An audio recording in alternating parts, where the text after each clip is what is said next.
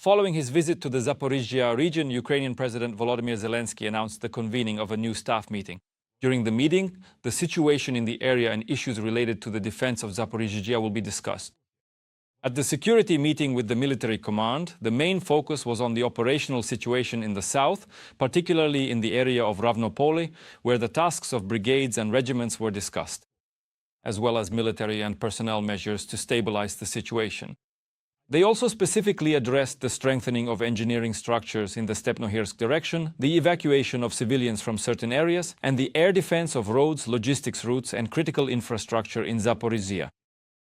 Also, in an interview with Bloomberg, President Volodymyr Zelenskyy stated that Ukraine is facing a very difficult situation in the city of Pokrovsk in the eastern Donetsk region. According to him, Russian forces continue to make efforts to take control of the city. The president assured that no one is forcing Ukrainian servicemen to die in Pokrovsk. Zelenskyy said he would support the commanders and their decision regarding control over this area.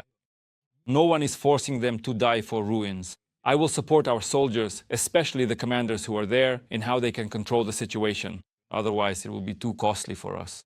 The most important thing for us is our soldiers, Zelenskyy said grimly. The fiercest fighting is currently ongoing in the areas of Kupiansk, Lyman, Siversk, Kostiantynivka, Pokrovsk, Mirnohrad, and Huliaipol. This was reported by the Commander-in-Chief of the Armed Forces of Ukraine, Oleksandr Syrskyi. More on the most important events happening right now on the hottest sections of the front in our military report. The Russians do not have control over the city of Pokrovsk. This statement was made by the Commander-in-Chief of the Armed Forces of Ukraine, Oleksandr Syrskyi. On his Facebook page, he reported that he made a trip to the Pokrovsk direction, where he spoke with commanders. According to him, the stabilization of the situation in the Pokrovsk-Mirnohrad operation area depends on the level of coordination between military command bodies, units, and subunits involved in carrying out combat missions. The Pokrovsk direction remains the main focus in the context of the enemy's offensive. This is where the highest number of daily enemy assault actions are recorded. A significant part of its grouping operating on the territory of Ukraine is concentrated here. The enemy in particular is trying to take advantage of the difficult weather conditions. Syrskyi added that the main tasks of the armed forces of Ukraine remain the gradual establishment of control over certain areas, the support and protection of existing logistical routes, as well as the organization of additional ones. He said that constant fighting with small enemy assault infantry groups continues both on the approaches and directly within the urban area. Ukrainian soldiers are doing everything possible to make it impossible for the enemy to move and gain a foothold. According to the Commander-in-Chief of the Armed Forces of Ukraine, nearly 7.5 square kilometers of territory have been cleared of enemy sabotage and reconnaissance groups as a result of search and strike operations over the past week. In the Pokrovsk district of Donetsk region, Syrskyi summed up. There is no talk of Russian control over the city of Pokrovsk or of the operational encirclement of the Ukrainian Defense Forces group. The fight continues. The day before, thick fog allowed the occupiers to approach Pokrovsk. A video was published online showing Russian soldiers moving along a foggy road in civilian cars and on motorcycles.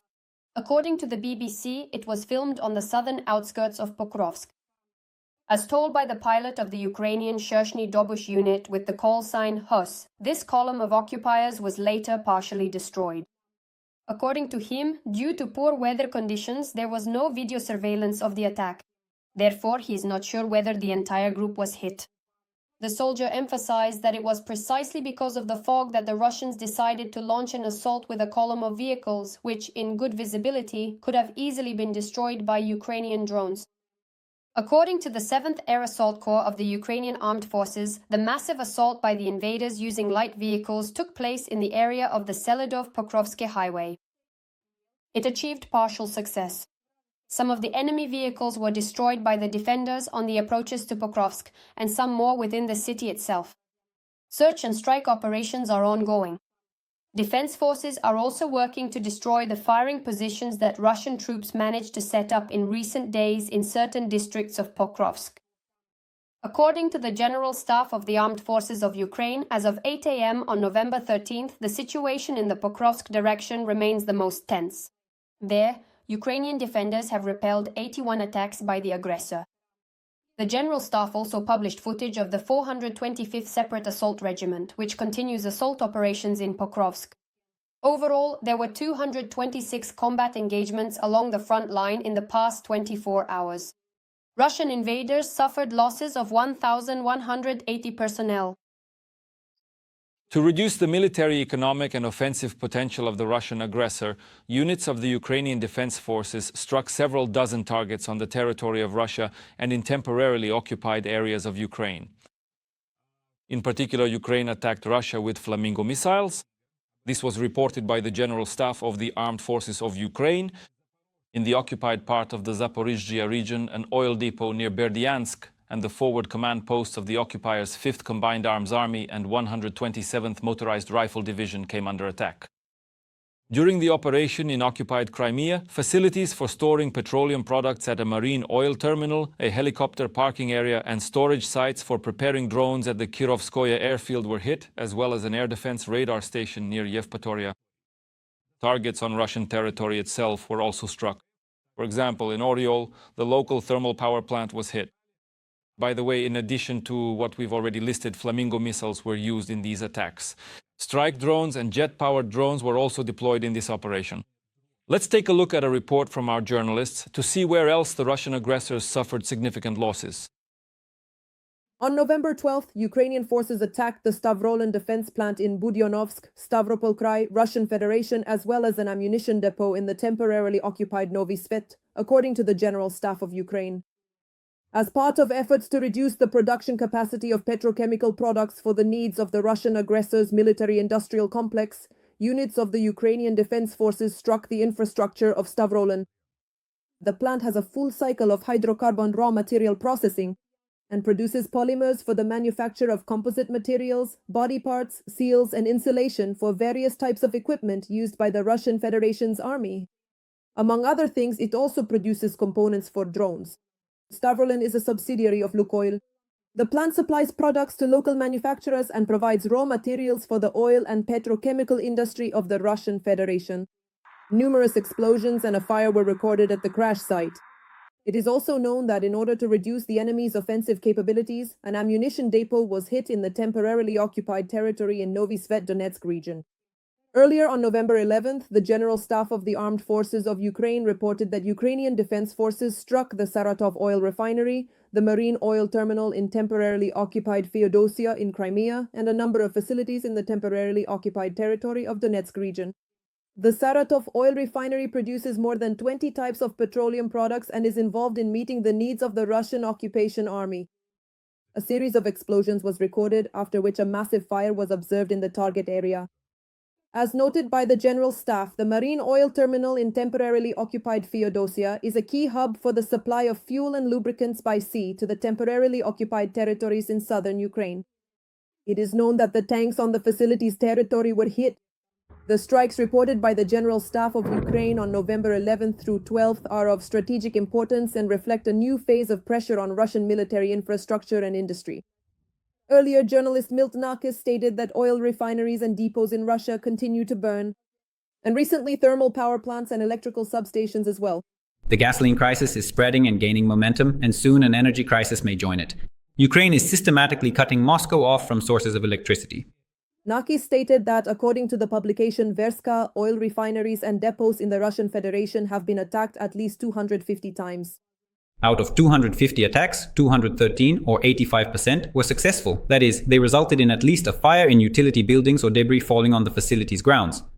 And in a number of cases, explosions and fires at processing unit tanks halted operations for several days or even weeks. The success of the remaining 37 attacks, or 15%, could not be confirmed by Verska. But even those may have achieved their objective.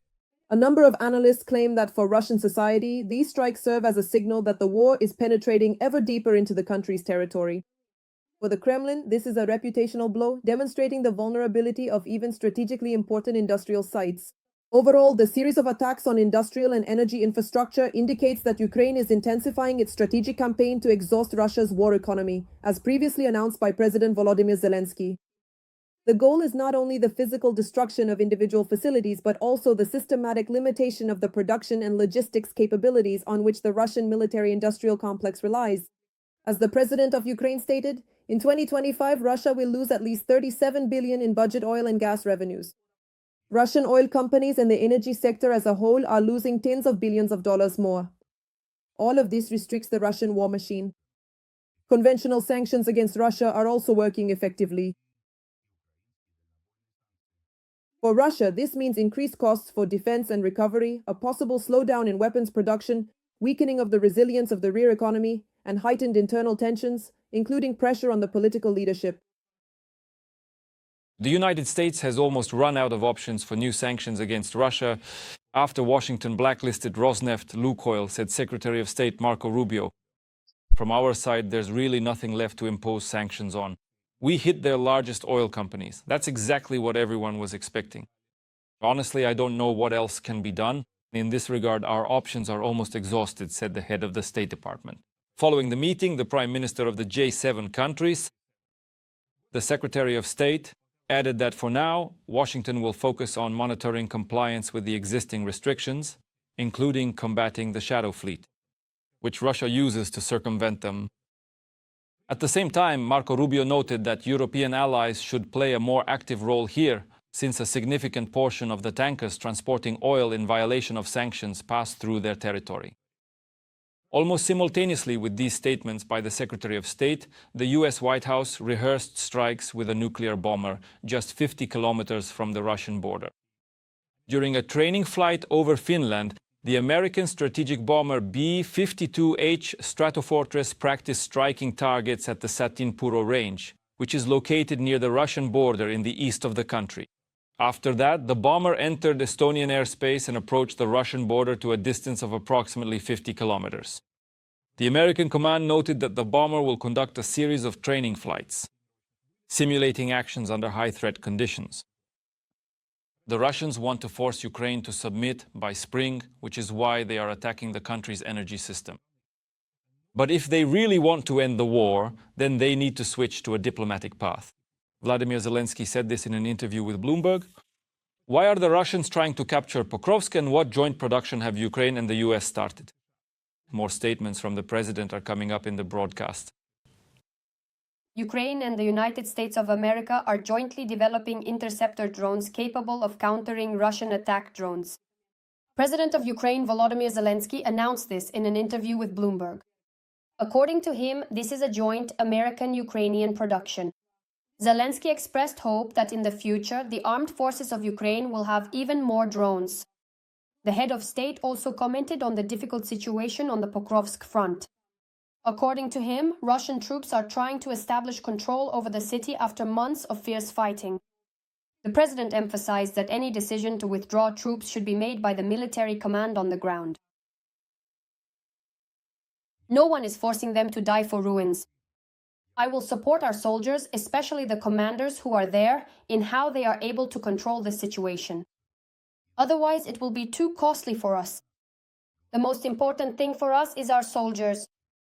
Zelenskyy noted that Russia is striving to achieve victory in Pokrovsk in order to gain a favorable position in possible negotiations with the United States.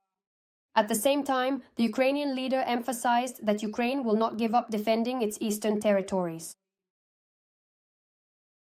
We cannot leave eastern Ukraine.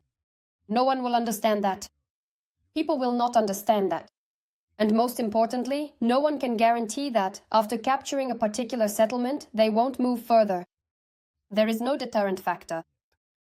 Volodymyr Zelenskyy also said that the Russian dictator Vladimir Putin managed to intimidate some European leaders so that they would not send air defense systems to Ukraine. According to him, the Kremlin ruler carried out a deliberate campaign against Europe with recent drone and fighter jet incursions into the airspace of NATO member countries. I think he scared them. That was his goal, and he achieved it. The Europeans responded immediately. How did they respond? That is a question for NATO and for each country that has faced an aerial threat. The head of state added that the drone incursion was undoubtedly a form of psychological influence. In addition, Putin was testing not only the response of alliance countries but also their readiness for such threats. Zelensky also commented on the attacks by the aggressor country on Ukraine's energy sector. The president of Ukraine believes that Russian forces are targeting Ukraine's energy system, trying to weaken Ukraine before spring. According to him, the Russians know that once the energy factor is gone, they will have no other strong factors left. Meanwhile, on his Telegram channel, Volodymyr Zelenskyy wrote that the Kremlin is ramping up production at military-industrial facilities and preparing for a major war on the European continent in 2029 or 2030. He called on European leaders to put even more pressure on Russia. European Commission President Ursula von der Leyen has, for the first time, publicly outlined various options for financing Ukraine's military efforts in the coming years, aside from using frozen Russian assets. The reason is that EU countries have been unable to overcome Belgium's resistance to providing Kyiv with 140 billion euros in reputational credit. The EU could jointly borrow funds for Ukraine if its plan to transfer frozen Russian assets does not make progress, Ursula von der Leyen said. She stated that, during the parliamentary plenary session, using frozen Russian assets is essentially the most effective way to support the defense of Ukraine's economy. And it is the clearest way to make Russia understand that time is not on its side. Her comments came amid discussions on this issue by EU finance ministers in Brussels. Ukrainian President Volodymyr Zelenskyy met with the head of the main intelligence directorate of the Ministry of Defense of Ukraine, Kyrylo Budanov. They discussed information about the aggressor country's plans, as well as operations of Ukrainian military intelligence in cooperation with other forces. Naturally, there are few details about the meeting. As the president stated, he instructed that certain measures be taken in the interests of Ukraine. Earlier, Volodymyr Zelenskyy heard a report from the head of the Security Service of Ukraine, Vasyl Malyuk, about the contribution of Ukrainian special services to the defense of Ukraine. More on this in the story. And don't forget to like this episode. President Volodymyr Zelenskyy listened to a report from the head of the main intelligence directorate of the Ministry of Defense of Ukraine, Kyrylo Budanov, in particular regarding the plans of the aggressor country, Russia. Among the things we can discuss publicly, Kyrylo reported on the available information about Russian plans for the first half of next year, as well as on the key aspects of the geopolitical situation surrounding Ukraine. We are monitoring Russian connections in key regions of the world and restricting them. The president and the head of the main intelligence directorate also discussed military intelligence operations conducted jointly with other forces. The president stated that he had instructed certain actions to be carried out in the interests of Ukraine. Earlier, Volodymyr Zelenskyy held a meeting with the head of the Security Service of Ukraine, Vasyl Malyuk, during which it was revealed that one of the Oreshniks was destroyed on the territory of the Russian Federation. Until now, we have never made this public. But we can say that one of the 3 Oreshniks was successfully destroyed on their territory at Kapustin Yar by the forces of the main intelligence directorate, the Security Service of Ukraine, and the Foreign Intelligence Service. As Malyuk reported, this was disclosed exclusively to the president of Ukraine, and a few presidents of other countries were also aware of it. The destruction was 100%. It was a very successful mission. At that time, the name Oreshnik was not yet used by the general public. And at that time, the Russians were not particularly threatening them yet, if I'm not mistaken. This was the summer before last. The head of the Security Service of Ukraine also reported that since the beginning of the year, Ukraine's defense forces have successfully struck more than 160 oil extraction and refining facilities on the territory of the Russian Federation. If we look at September and October of this year, that's 20 facilities. This has led to a shortage of more than 20% in the domestic oil products market and the idling of 37% of capacity. Refineries. It has also resulted in a shortage of oil products in 57 regions of the Russian Federation and a ban on gasoline exports until the end of this year.